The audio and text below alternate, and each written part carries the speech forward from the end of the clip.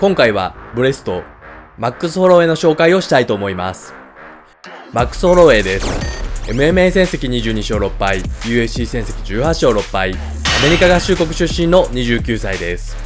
USC フェザー級の歴史において、最多試合記録22戦、最多勝利記録17勝、最多フィニッシュ勝利記録10勝、最長連勝記録13連勝と USC フェザー級で驚異的な記録を保持している元 USC フェザー級王者です。85% のテイクダウンディフェンス率を誇り、多彩な蹴りと豊富な手数で相手にダメージを蓄積させてフィニッシュまで追い込む激闘型のストライカーです。短期間でたくさんのことを成し遂げたことから、コーチからお前は祝福されていると言われたことがきっかけでブレストというニックネームがついたそうです。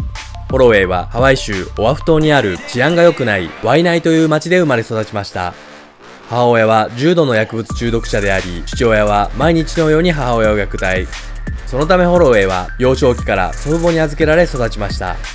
ホロウェイはワイナイ出身だというと、あのクズどもの町か、お前も将来同じようなクズになるんだろうなとよく言われた。そういう連中を将来必ず見返してやるって俺はずっと思っていたんだと話しております。高校生になると不良たちに絡まれることが多く、喧嘩に明け暮れた日々を過ごし、自分の身を守るために高校2年生の時にキックボクシングを始めました。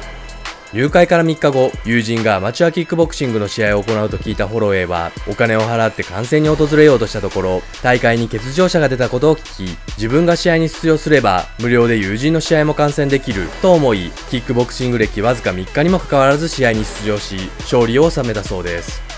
当時、日本のキックボクシング団体 K1 へ出場することを目標に掲げ、キックボクシングの練習を行っておりました。しかし、同じハワイ出身の元 USC 王者 BJ ペンのファイトマネーを聞いて稼げることを知り、 MMA で大金を稼ぐことを決意し、 USC ファイターを目指すことにしたそうです。2010年、ハワイの MMA 団体 X1 でプロデビューし、デビューから4連勝を果たし X1 ライト級王者に輝くと、2012年2月、当時最年少の20歳という若さで USC と契約を果たしております。また、ホロウェイが USC の契約をしたその日、現在会場や公開練習、 SNS などでおなじみのホロウェイの息子ラッシュ君が生まれたそうです。当時 USC フェザー級ランカーリカルド・ラマスが欠場での代役出場となったデビュー戦では、いきなり後の USC ライト級暫定王者、当時ランキング7位で MMA 戦績11勝1敗のダスティン・ポイエと対戦しました。1ラウンド早々にテイクダウンを奪われると、パウンド、肘を落とされ、最後は腕ひしぎ三角固めで一本負け。USC デビュー戦では全く歯が立たずに MMA 初黒星を喫しております。しかしその後は前座試合で3連勝を挙げ、2013年5月、タフ14ファイナリスト、デニス・バミューデスと対戦。1ラウンド、スタンドでホロウェイのスピニングバックキックがクリーンヒットし、引かせる場面を見せるも、スプリットの判定負け。しかし海外の MMA メディアサイトの採点では、11人中11人の記者がホロウェイ勝利を支持しておりました。2013年8月、当時 USC2 戦目、後の UFC2 階級制覇王者コナー・マクレガーと対戦。試合はマクレガーに終始打撃で押され、テイクダウンも奪われ、判定負けを喫しました。UFC デビューから3勝3敗と5割の勝率だったホロウェイでしたが、このマクレガーとの敗戦を機に覚醒します。2014年1月、ウィル・チョープと対戦し、スタンドパンチ連打で2ラウンド TKO 勝ちでノックアウトオブザナイトを獲得。2014年4月、アンドレ・フィリと対戦し、3ラウンドホロウェイがパンチで効かせ、苦し紛れのタックルに入られたところにギロチンを合わせて一本勝ち。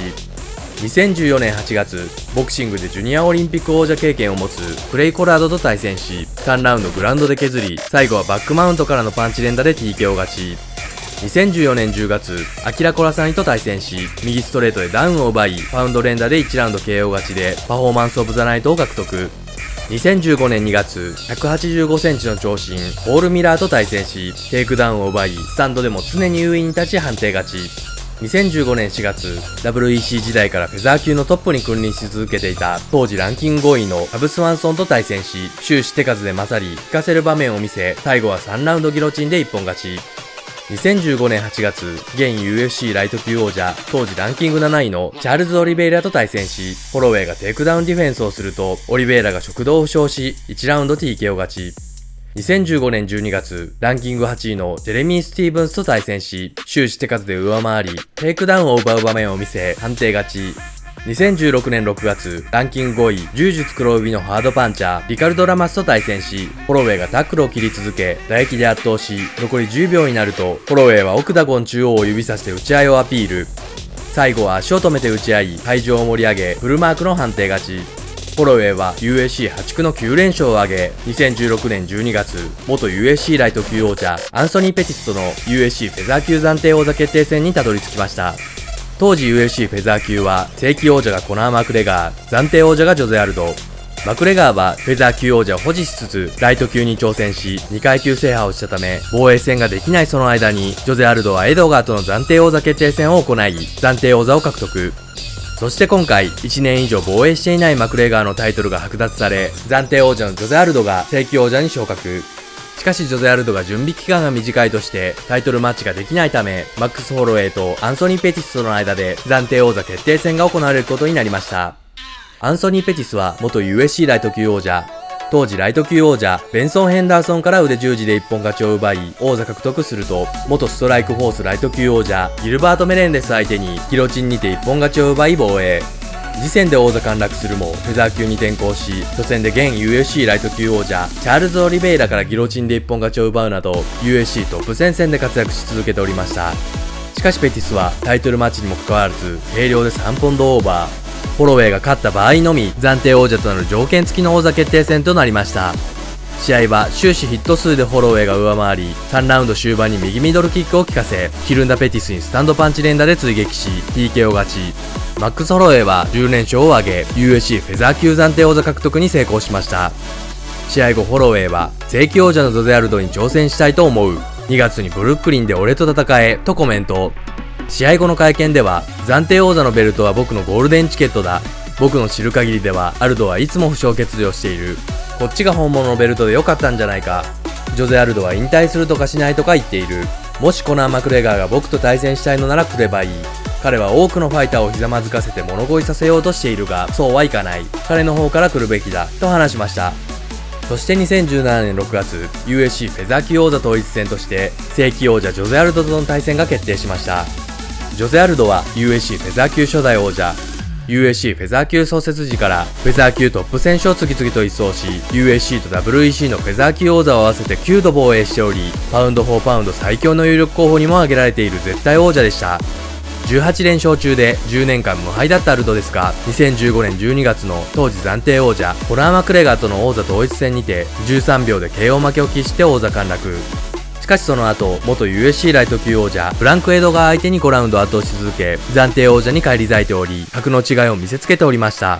試合前ホロウェイは、彼の戦績、彼の時代はすごかった。でも今は俺の時代だ。古いものが去って新しい時代が来る。アルド、俺は13秒決着は望んでいない。それじゃない、最高のアルドで来てほしい。それなら俺が圧倒しても言い訳できないから、と話しました。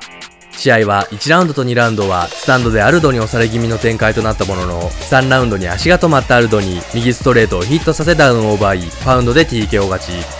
王座統一に成功し、ホロウェイは USC フェザー級正規王者に輝きました。試合後ホロウェイは、誰もが俺が強豪と戦ってないと言っていた。アルドも言っていた。初防衛戦の相手はフランク・エドガーだったらすごいだろうな。エドガーは元王者だし、俺のベルトはペティスとアルドの2人の元王者を倒して得たものだ。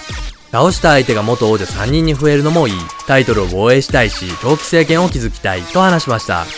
そして2017年12月、当時ランキング2位のフランク・エドガーとの USC フェザー級初の防衛戦が決定。しかし、エドガーが眼下底骨折による負傷欠場のため、代役としてジョゼ・アルドとのダイレクトリマッチが決定しました。